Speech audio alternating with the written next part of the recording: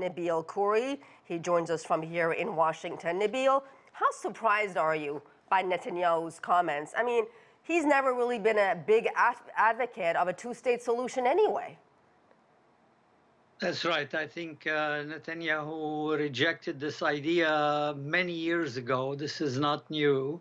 From the beginning of this war on Gaza, he has been at the head of an extreme right-wing government. Several of the members of this government have expressed that their intent is to take over Gaza, to depopulate it. They have been saying some very extreme things. So Netanyahu doesn't have to say anything too extreme. He has others to say those things for him.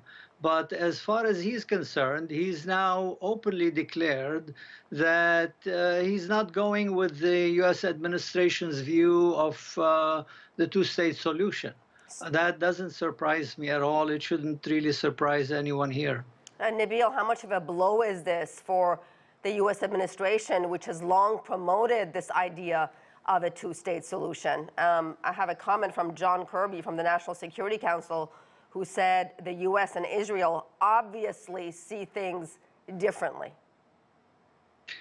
Oh, well, maybe John Kirby thinks that, but this administration, in fact, from day one, 3 years ago, when they came to office, they did not initiate a Middle East peace process, what's known here as the MEPP.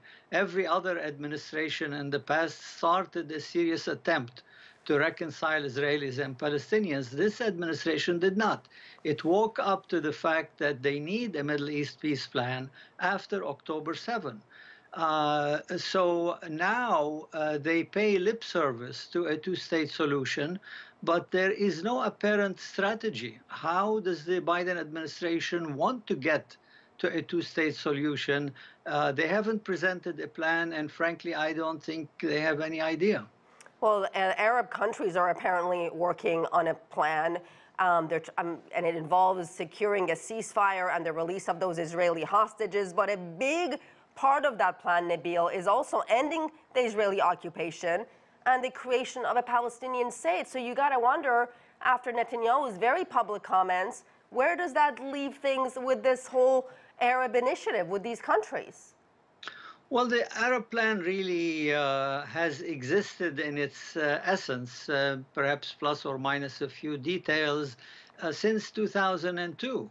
Saudi Arabia presented a plan after meeting with Arab heads of state. And essentially, it's not a new idea. It wasn't even a new idea then.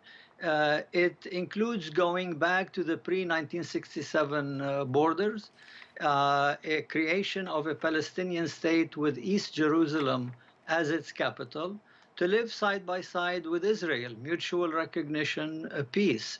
All this at this point has to start with stopping the bombardment of Gaza, exchanging hostages, prisoners, etc., and then trying to set up a Palestinian state. But at this point, it is a non-starter. This government will absolutely not do it.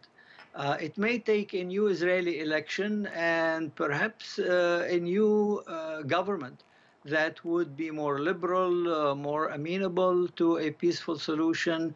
And at this point, it's not certain when, if any, new elections will take place and what kind of government will follow. So the prospects, I would say, in the months ahead are not good for a two-state solution. And you mentioned Saudi Arabia. How important is it for Israel, for Saudi Arabia, this kingdom, to establish formal ties? Why does Israel care so much about this with Saudi Arabia?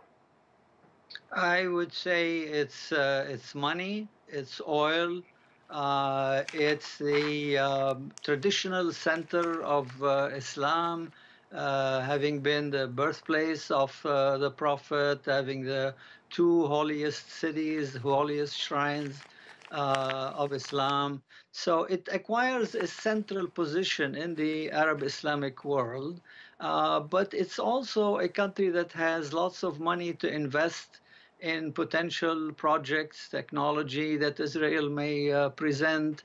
So it's very important for the Israelis. And the Saudis are probably, Mohammed bin Salman is not averse to a relationship, but at this point, he cannot engage the Israelis as long as the Gaza war goes on. All right, we'll leave it there. Nabeel Khoury in Washington, thank you.